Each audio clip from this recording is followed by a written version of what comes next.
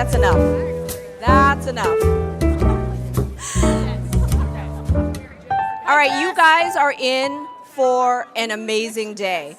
What I really love about this day, my background is a cross-section. I used to work at one of the best newspaper chains in the country, which is now defunct. I used to work I've worked in newspapers, magazines, and I've worked online for the last, before some people were born. And so what I love about today, it is a cross-section and a convergence of all these industries. In 1997, if you can think about it, you know, newsrooms were buzzing, bookstores were opening, and the internet did not exist to the extent it does now. We also did not think in 1997 that the press was the enemy of the people.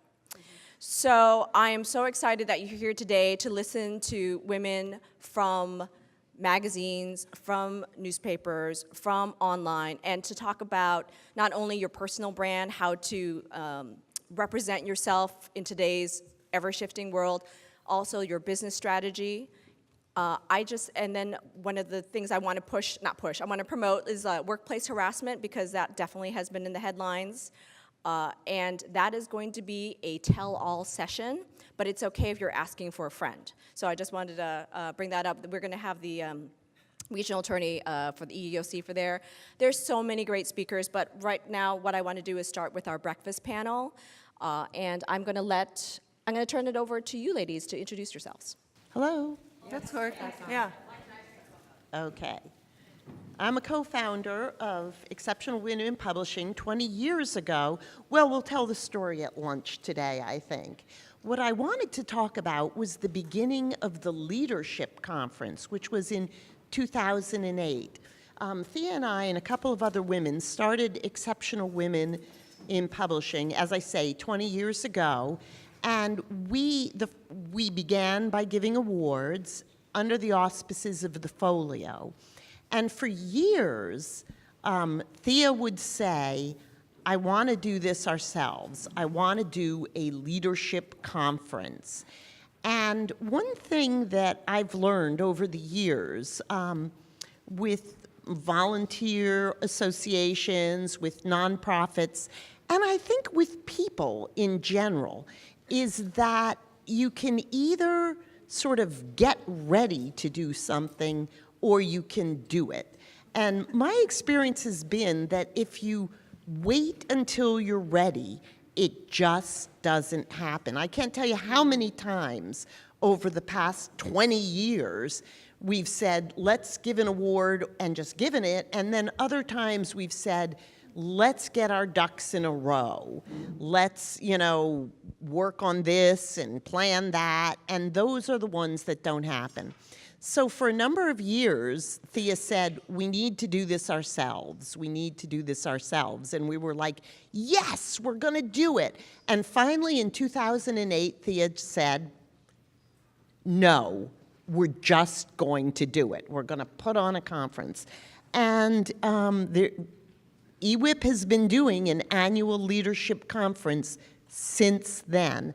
And so I just wanted to kind of line it up for Thea to talk a little bit about that and to say thank you all for coming. And it's been just amazing over the past 20 years seeing the women, the extraordinary, remarkable women, not only our award winners, but all of you who've kind of come and created this association and made it happen. Hi, I'm Jess Barron, and I'm really excited to be here on this panel. I have been working in online publishing for over 20 years, which seems a little bit crazy at this point. But when I started, I was working on regular old newspapers and magazines, and then very quickly, this whole internet and online thing started to happen. And I found myself working at companies like Microsoft and Yahoo, where when I started Yahoo, it actually had no content on the front page the way that we know it now, no news or information. It was a directory site that was curated list of sites. And people did come to it every day. It was the most visited site on the internet at that time before Google rose up. And some of the editors and journalists there were thinking, it actually happened right around the time that Jerry Garcia died. They put that headline when it happened on the front page of Yahoo, and they realized, oh, wow, people want to come to our site to consume content. And so the journalists that were there worked with the product managers and the team to put this beautiful content on the front page with images, and it was curated by people, a mixture of news, health, entertainment, finance, and discussed every day by a group of about 20 to 30 journalists. What should we put there? When should we change it? Thinking about what can we offer people that will be the best thing, that will make them coming back every day. And that area on Yahoo is called the Today module, and it's become very popular for them over the years. It was pretty much right from when it launched. So I stayed at Yahoo about 6 years working on that, and with an amazing team of people, and some of them are here today, which is wonderful. And after Yahoo, I ended up going more into health journalism. And so for the past almost 5 years now, I've been at a company called livestrong.com, and some of our team is over here as well. And we do health journalism. And later I'll tell a bit about how our company has pivoted quite a lot through some controversies over the years. But right now, we really highlight the best and the latest and the most future-thinking news in the health, wellness, and happiness world. And we do it in order to provide people with the blueprint to simple, healthy living. And that's really what we aim to do, because we know everyone out there wants to live healthier and happier. And there's so much news and information to filter through to get that and to make your life better. And the team, we have an amazing team of largely women that are doing that and working on finding that content and making it very easy for people to make healthy and happy choices. And that's what I take a lot of pride in, and we'll talk more about that later.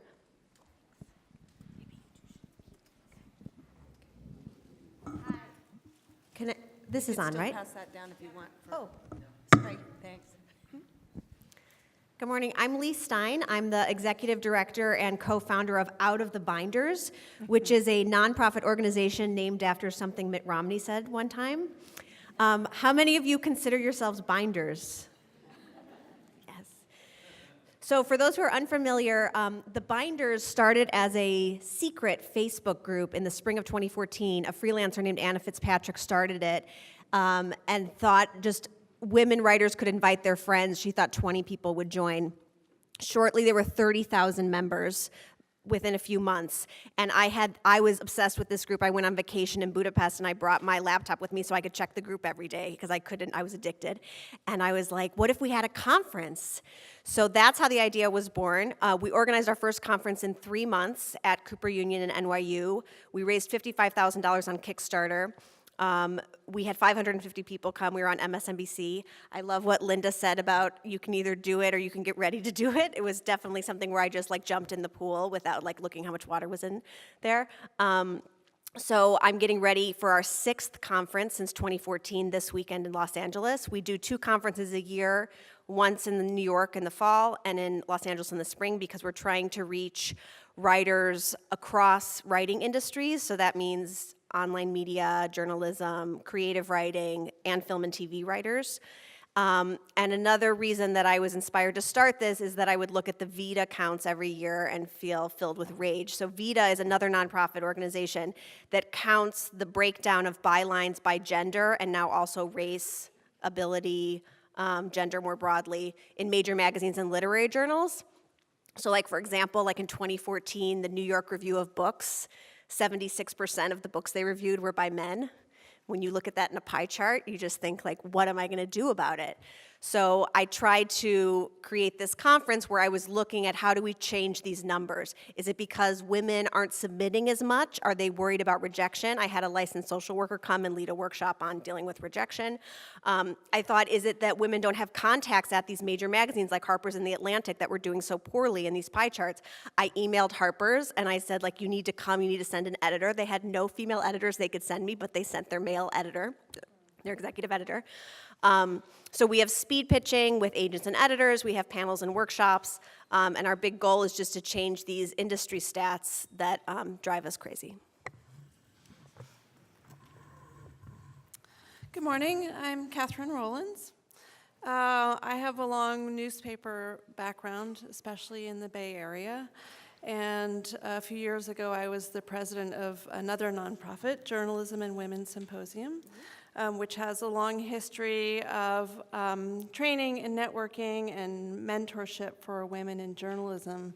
But it was also started 30-some years ago because of outrage about how poor the sexes lined up when you were looking at opportunities and pay equity and just the ability to rise through the ranks. And this year, I am lucky enough to be a John S. Knight Fellow at Stanford University. And the project that I've been working on is how to get more women into news leadership roles.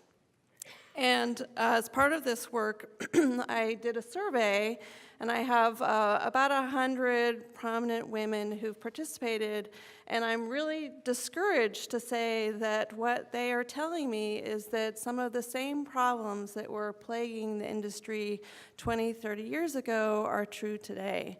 And the issues that come up again and again have to do with overt sexism and with unconscious bias and with workplace flexibility being lacking for people who want to take time out for a family, whether it's children or elderly parents. And that, of course, is important for men and women. And then you also have some issues around lack of mentoring and role models, and part of that is a pipeline issue where if you have 50-50 distribution of men and women in entry-level positions, when they start to rise through the ranks, that falls off. And so there are fewer women at the top who can serve as role models and sponsors for younger, less experienced women coming up.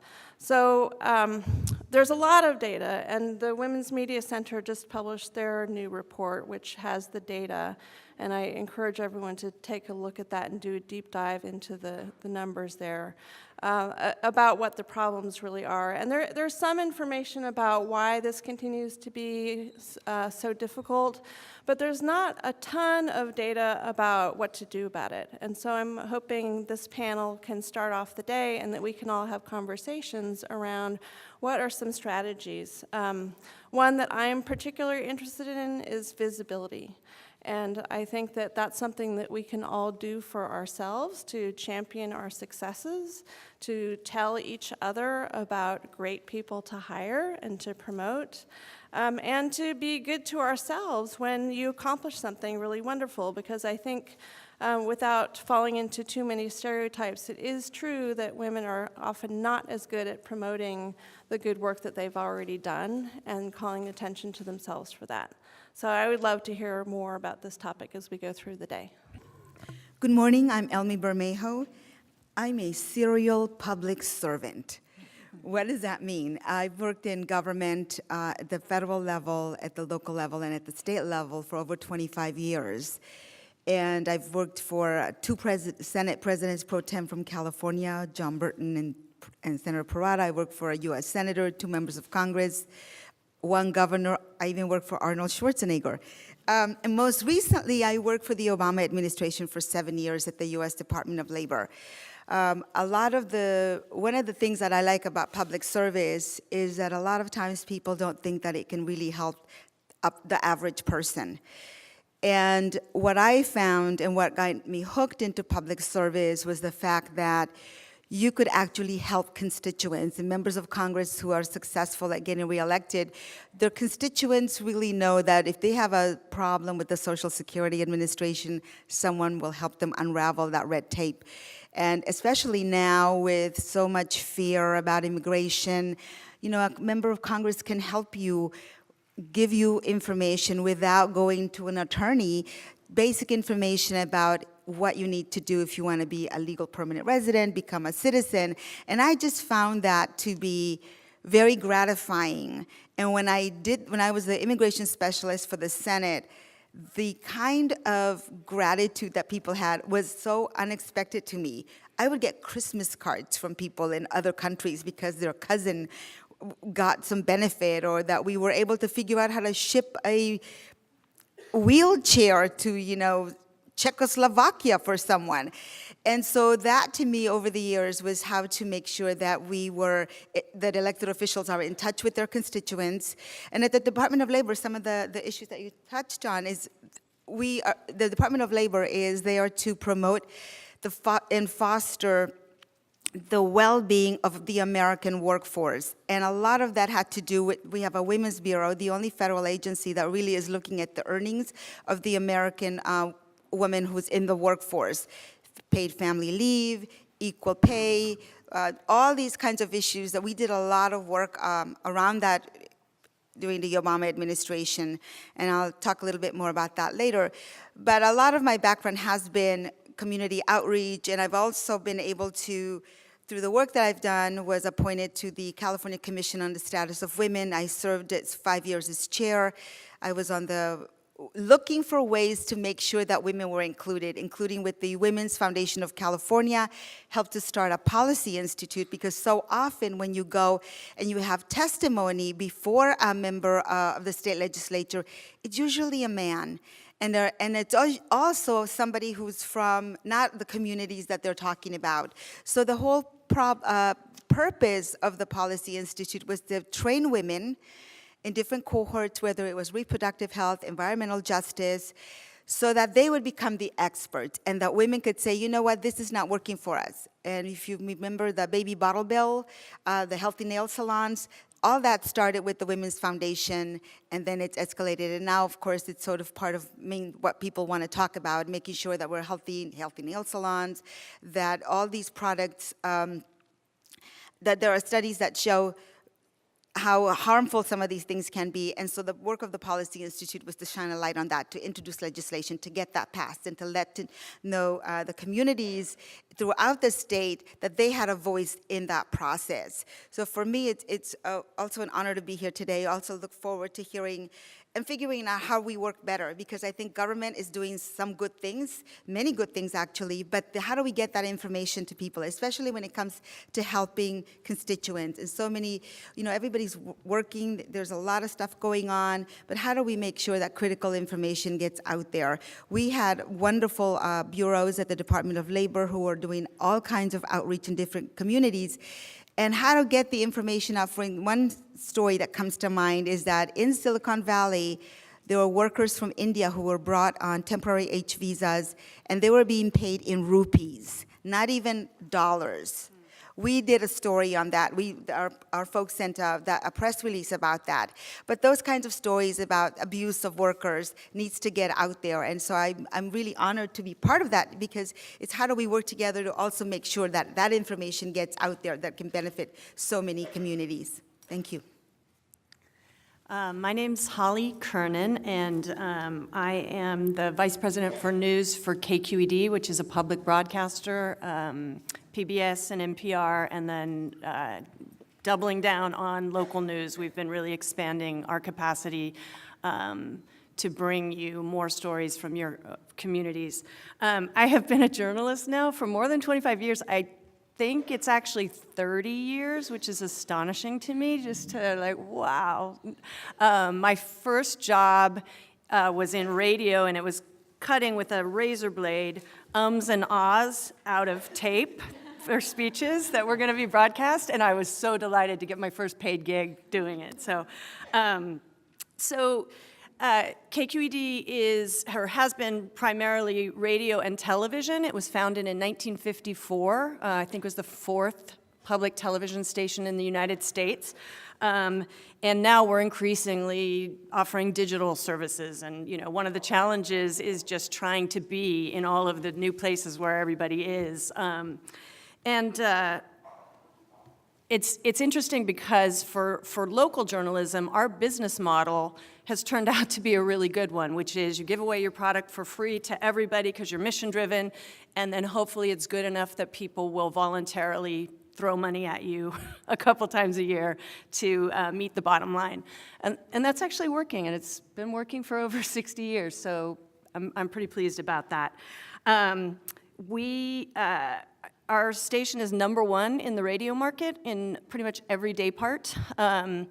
Our TV stations reach over 1 million people. Our digital services reach over 3 million people. Our radio is over 1 million people each week. So our CEO, John Boland, likes to say that KQED touches the lives of probably 50% of the Bay Area community every week.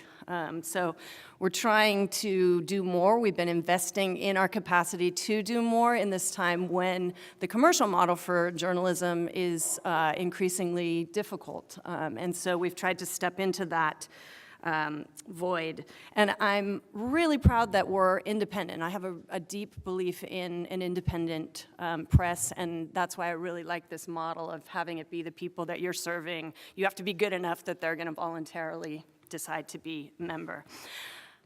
The things I'm really concerned about right now is this erosion of public trust in institutions, in journalism, in media, in government, in the judiciary, this kind of social cleavage that's really pulling us apart, and how divided people seem.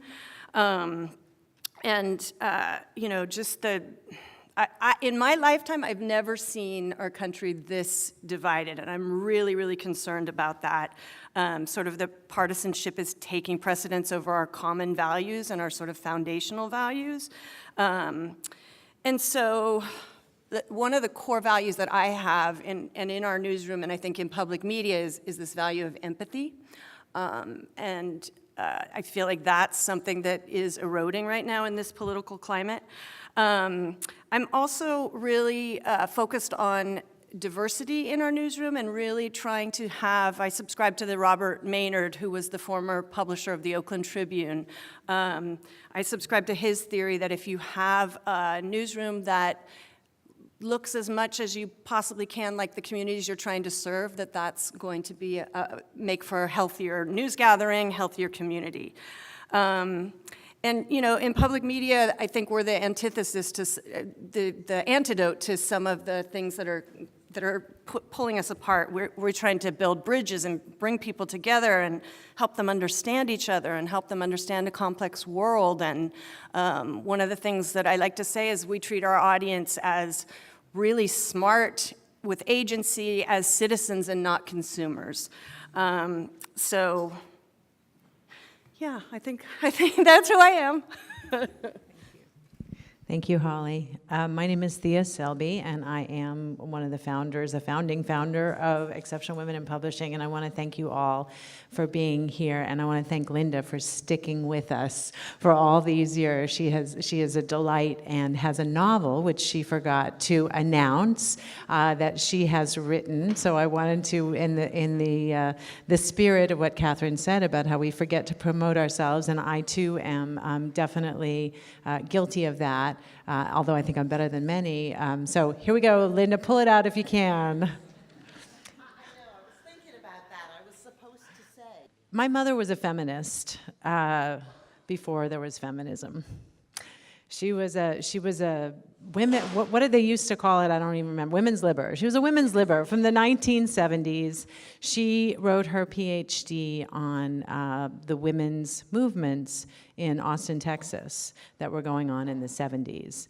She also worked, when my father was at Stanford, she worked in East Palo Alto with African Americans to try and get them to vote. So I tell you this to say that this is not a new thing for me. Women, it is not unknown to me that there are groups of women and men out there who maybe do not think of women as being equal to men and say things that are pretty horrendous to this day, our president being one of them, that we can't believe. So I want to talk a little bit about why I started the Women's Leadership Conference. And the reason I did is I got interested in leadership myself.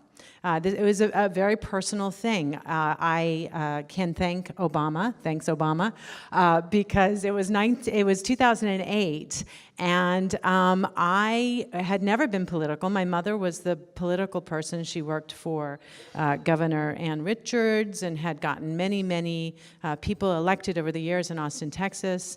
So that was her gig. Well, she died in 2004. Obama got elected, and I was like, I think I want I think it's time. I think I want to do this. So I got trained by Emerge California, which is this wonderful organization that trains women, Democratic women, sorry, Republicans in declined states, to run for office. It's a tremendous program, and you should all, I invite you all, I'm going to invite you all to several things today. That's one of the things I will invite you to look into, Emerge California, because one thing that's become clear to me since 2008, where we had Congresswoman Jackie Spear was our first, she was up here at the breakfast. And for those of you who don't know her personal story, I encourage you to read Season of the Witch.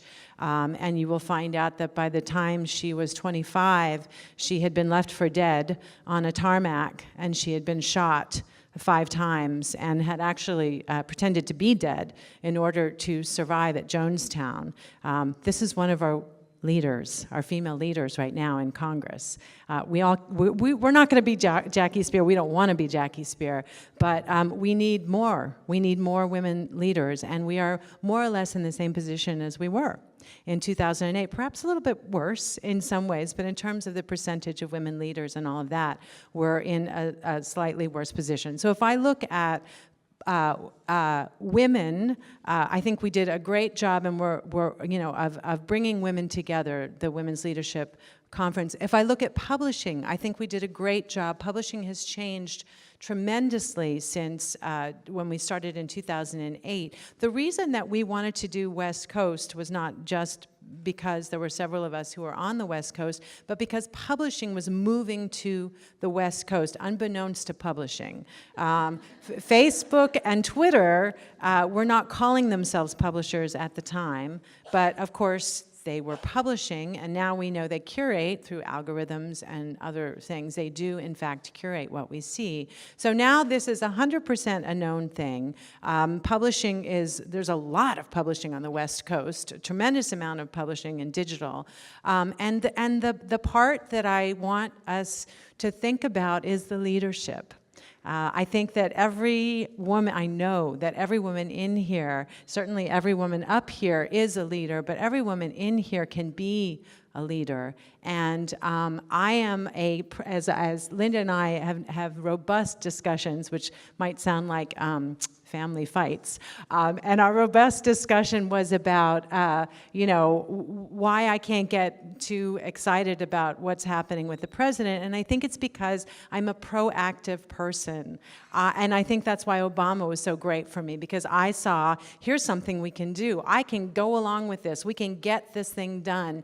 And what I don't want us to do now is necessarily spend all of our efforts on reactive. I want us to go out there. I want us to be proactive, and I want to urge us all to be leaders, whether it's leading in your organization, Another way this has changed tremendously is when we started Exceptional Women in Publishing, it was a bunch of women who were on the business side, not journalists, of publishing. And now, thanks to the amazing work of many of the people up here, I noticed Linda did a beautiful video, which you will be seeing later on, which shows all of our Exceptional Women in Publishing.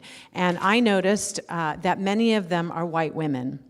And I want to explain why I think that is, and I think somebody may have already said that, and that is that this organization was started by white women, and often you go to what you know, whether you like it or not, and I think, Holly, it may have been you who said you need to see the diversity in order to be the diversity, as it were.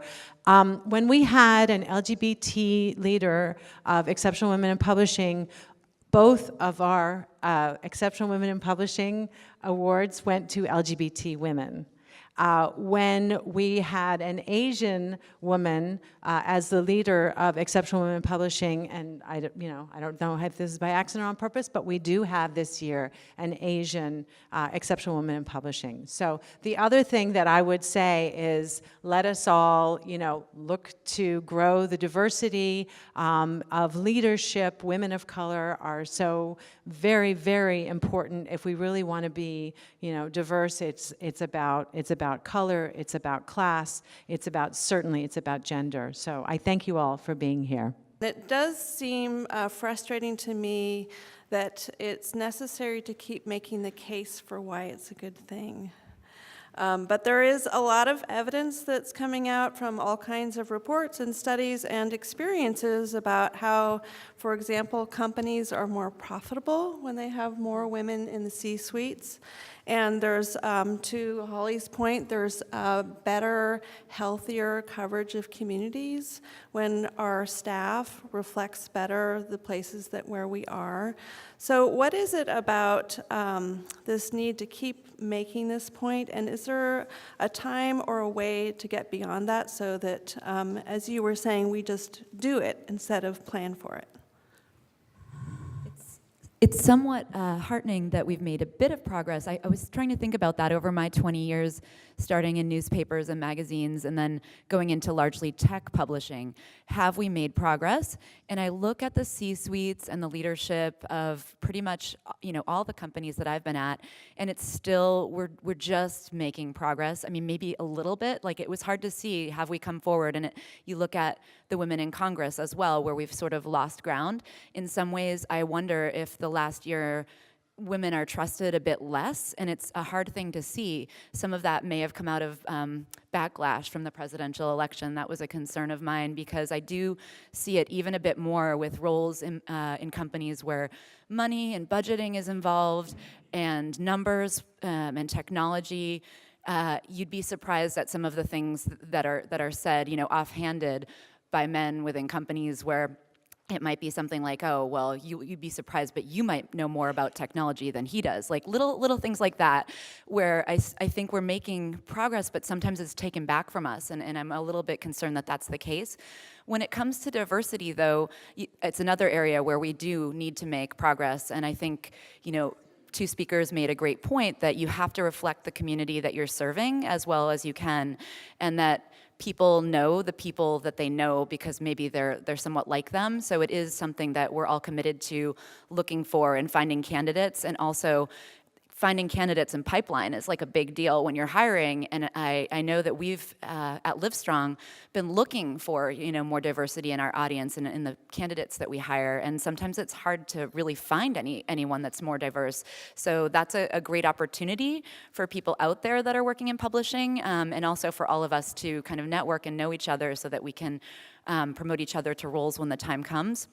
Another interesting thing for me was, so when I started at Livestrong in 2012, it had an all-male journalism staff on the health news. And I believe that's because of the company's founding and coming from Lance Armstrong, a very male agro cyclist, and we know where that led him.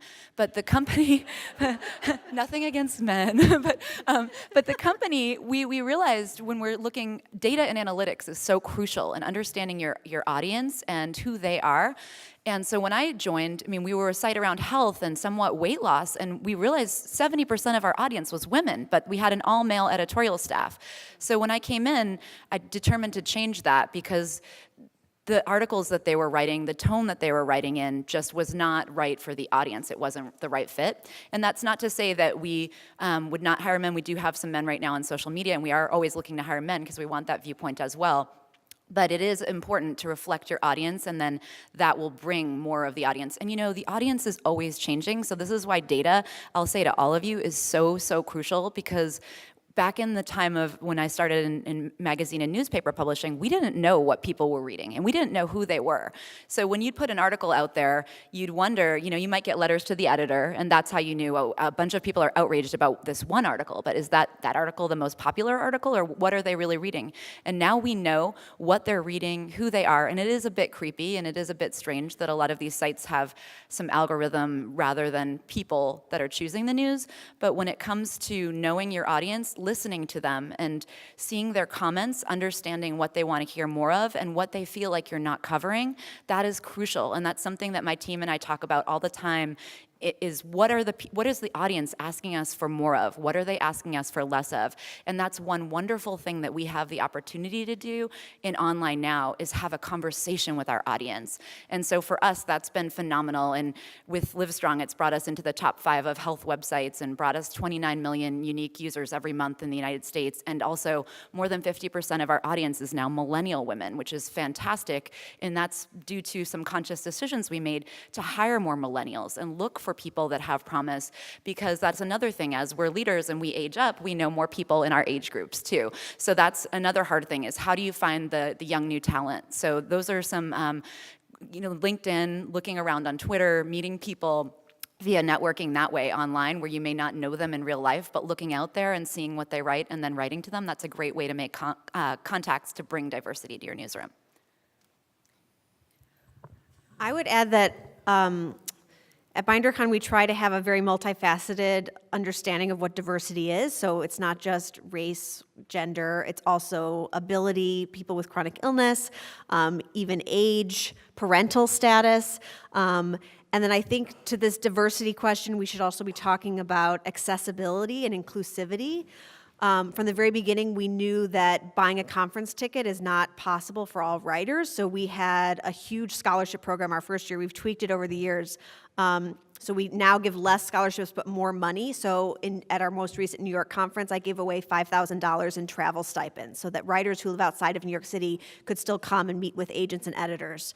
And then I would also add that I think these conversations about diversity and conversations about marginalized identities, we try to balance those. So for example, writing as a woman of color or writing with a disability, with panels that are about a subject related to writing where you have women of color and you have writers with disabilities talking about subjects that have nothing to do with their identity, right? So we need to see in the leadership, the staff, and also on stage, right? That we have trans women on stage, disabled women on stage, women of color on stage, non-binary people on stage.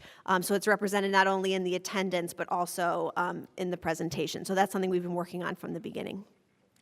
I wanted to add to that in terms of diversity. If you've seen the current list of cabinet members, that certainly was not the case under the Obama administration. And one of the saddest days of my life was the last day, because not only was I trying to do all my paperwork at the Department of Labor in the Francis Perkins building, people were vacuuming, they were painting walls, and I was just busy trying to make sure I did all my paperwork so I could there's all this process you have to fill out in terms of your security, your keys, all these other things that you get as a federal employee.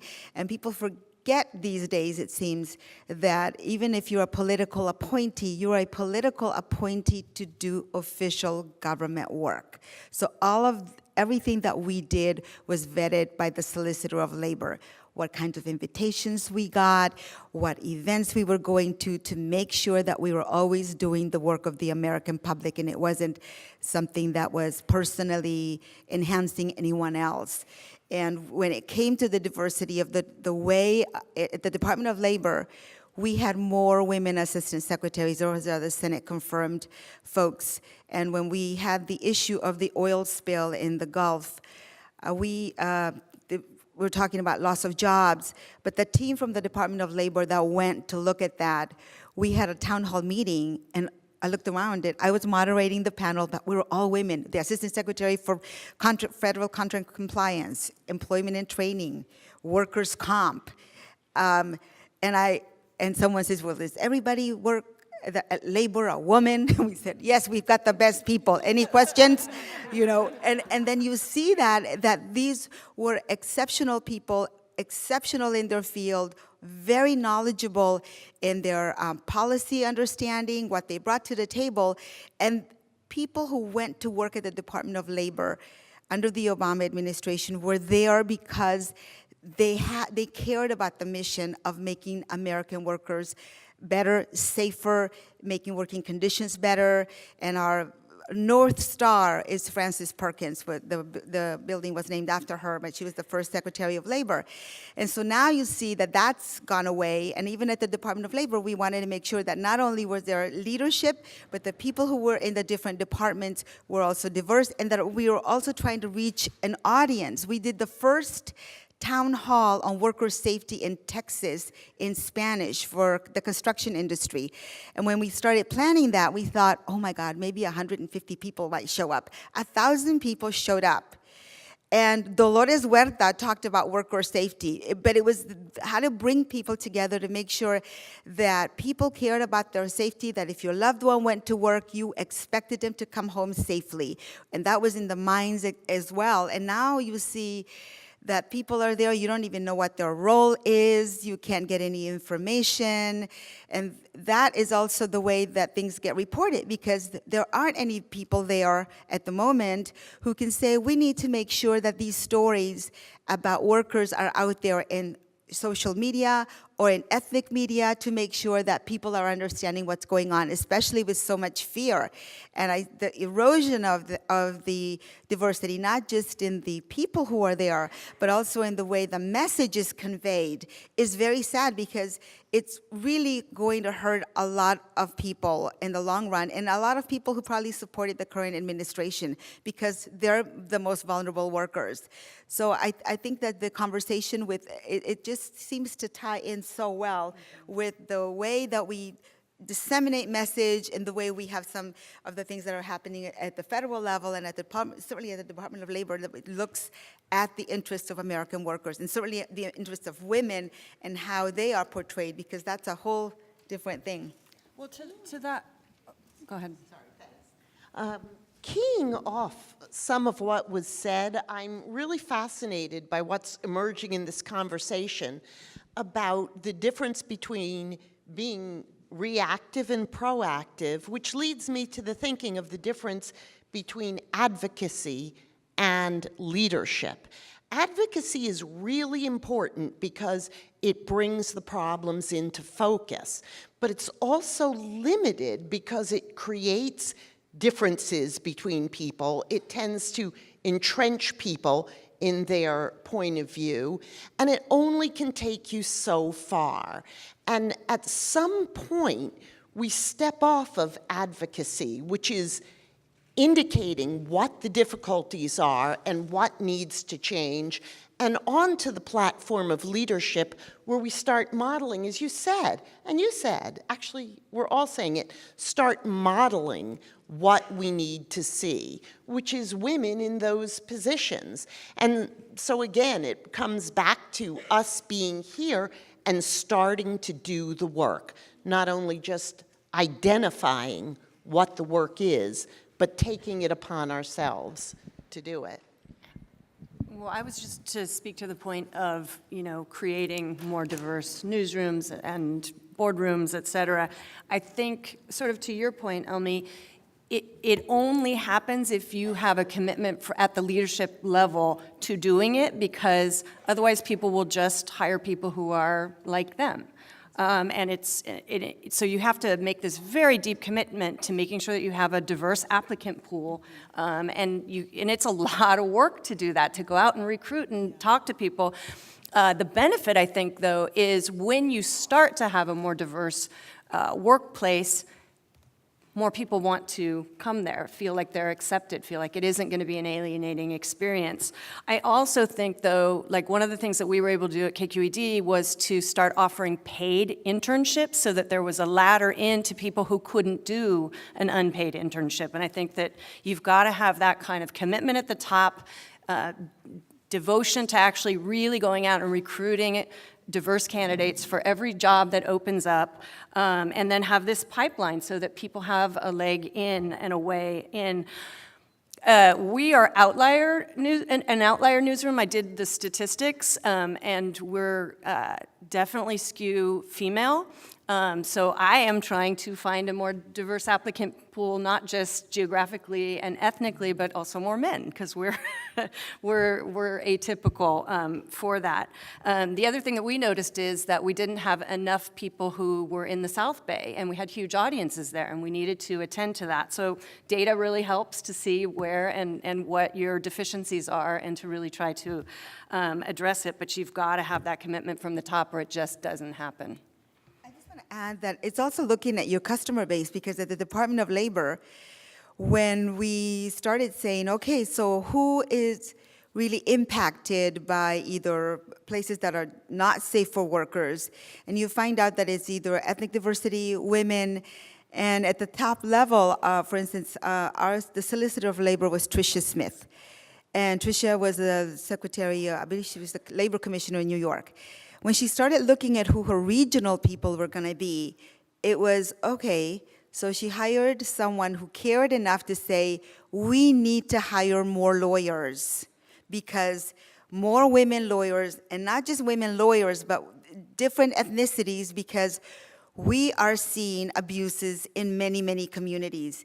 And if you're going to say, I'm with the government and I'm here to help you, if you don't at least feel that that person might actually help you, you're not going to open up and say, these are the abuses that are happening in this industry, et cetera. So it was very intentional and about recruiting people from the top to the bottom, and how they were going to disseminate and be as helpful as possible. We have hotlines for the wage and hour division in, I think, 70 languages that most people probably don't know about where people can complain and say, I have not been paid for 3 months, what do I do? So these kinds of things, to your point, was really looking at your customer base. It's not even that you're doing it just the goodness of your heart. How is your company, how is your department going to function better and make sure that you're meeting whatever metrics you have, but also the mission of your organization? And that was what was at the top of what not only President Obama, but certainly Secretary of Labor, Tom Perez, did, that I think made us so successful, which makes it so hard to see what's happening. Deconstruction of Yes. the administrative state. One other thing that I wanted to add is we've talked a lot about in editorial and publishing and having diversity and women represented, and of course, whoever writes the story and writes history creates it through their own eyes and then portrays whomever else in the light, you know, that they think is right. But it's also important in engineering and product roles, and because products and apps and all of these things that we're working with every day, if they're not also created by women, or women are not having input into creating them, they're not going to serve our needs and serve our needs well. So that's another thing I think we should all be committed to. I think particularly with female engineers, that is probably, and developers, that is the hardest area to find women often in the pipeline. And there's so many companies right now. You've probably heard, if you've read about Uber and their situation with their female engineers, it's a lot of sensitivity around making sure that they are feeling welcome once they even get into the roles, and having female mentors who can sort of shed a protective umbrella around them, or at least listen to their concerns and validate and help them navigate that. So that's another area that's really important as well. I wonder if we could expand just a little bit on this notion of recruitment, because I do think it is across many industries where it's been a difficult area to tackle.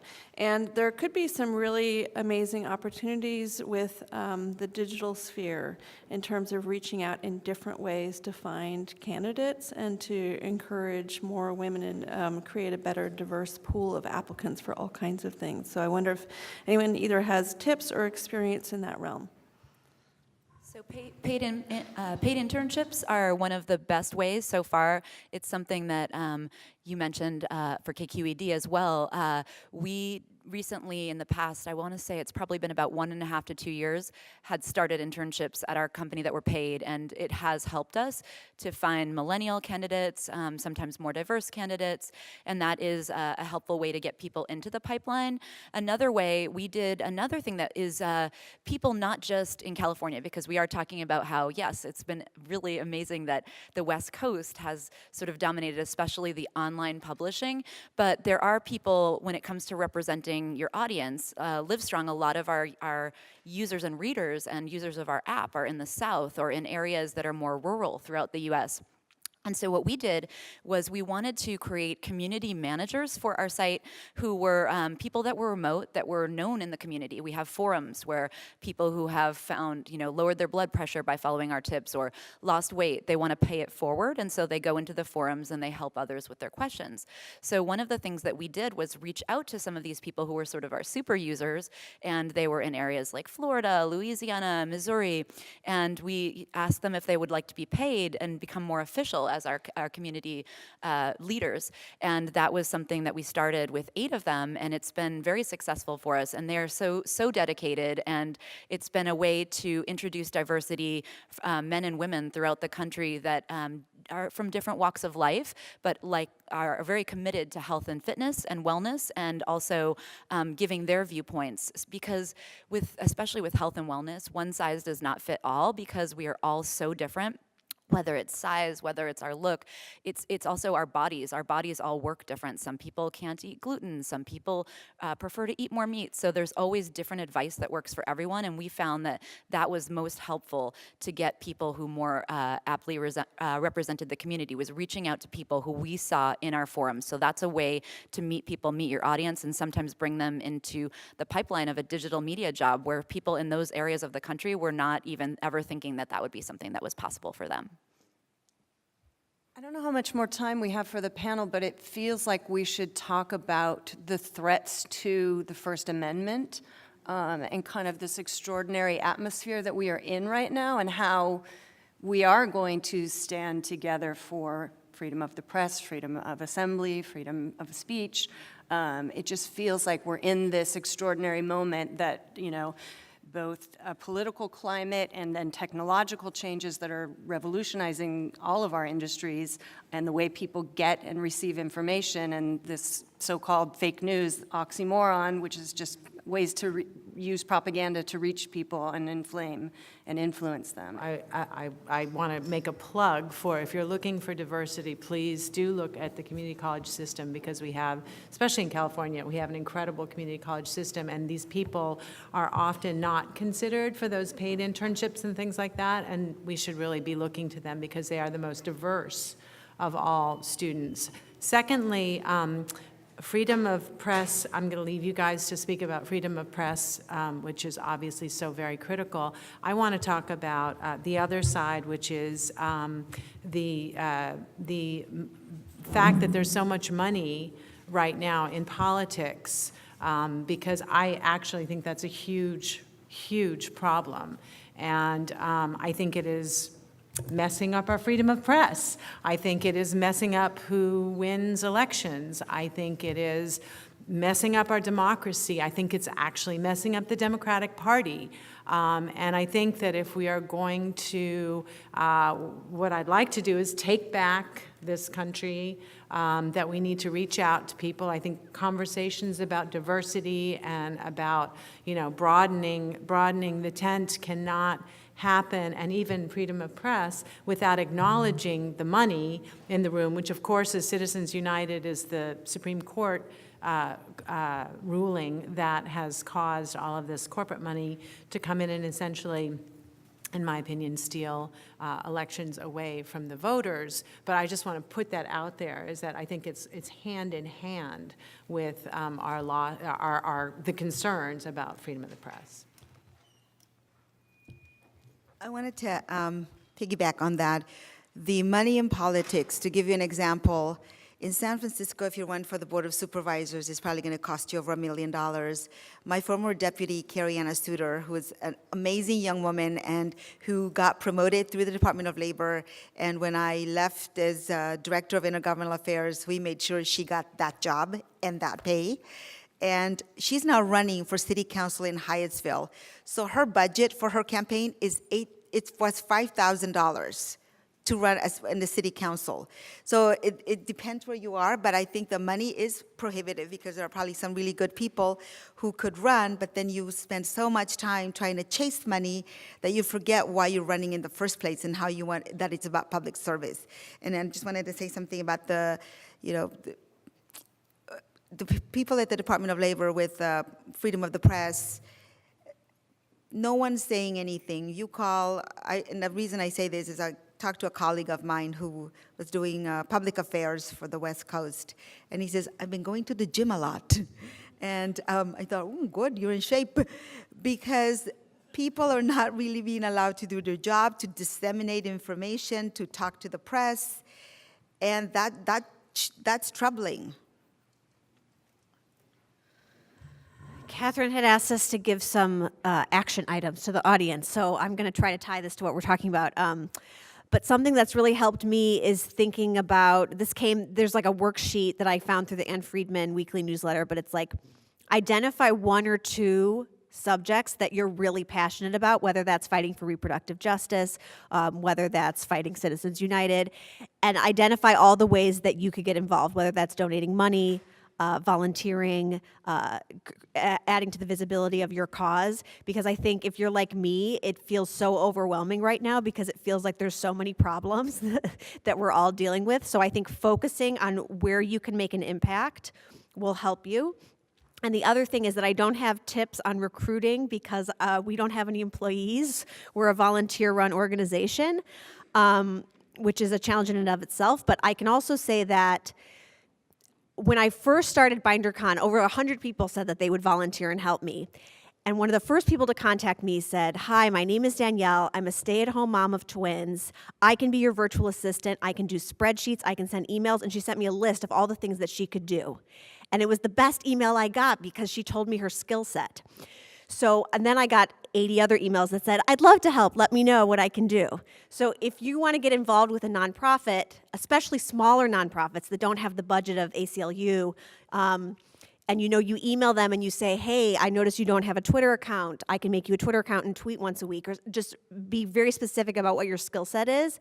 The people on the other side of that email will be so grateful. I think we have to end on that note, but I love the idea of not only building our skill sets, but telling each other what they are so we can put them to use. And I would like to thank the panelists for all giving such great, insightful comments. And welcome to everyone for a great rest of the day. Thank you.